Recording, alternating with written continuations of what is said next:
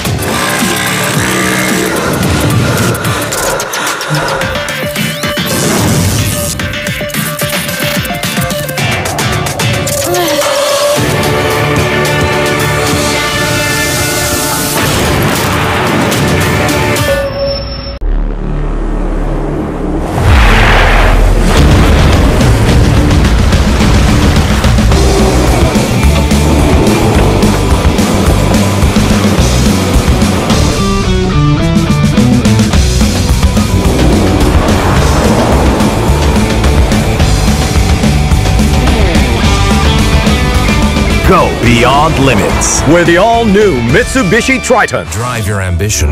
Mitsubishi Motors. Live tayo today, guys. Nagpagawa ako ng Phil ID sa tropa ko. Tara, subukan natin in today's video. Sir, pahiram lang po ng valid ID.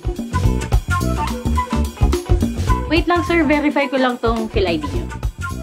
Ha?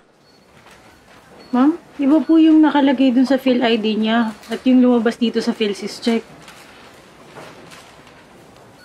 Peke yung Phil ID niya. Ang paggamit ng Phil ID para sa panluloko, gayon din ang pamimeke at paggamit ng pekeng Phil ID ay may karampatang parusang kulong at multa ayon sa RA 11055.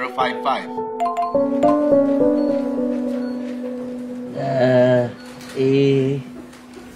PhilSys, walang lugar ang pamimeke at panluloko. Ako po si Piolo Pascual, kaisa ng bawat Pilipino at PhilSys, tungo sa makabagong Pilipinas.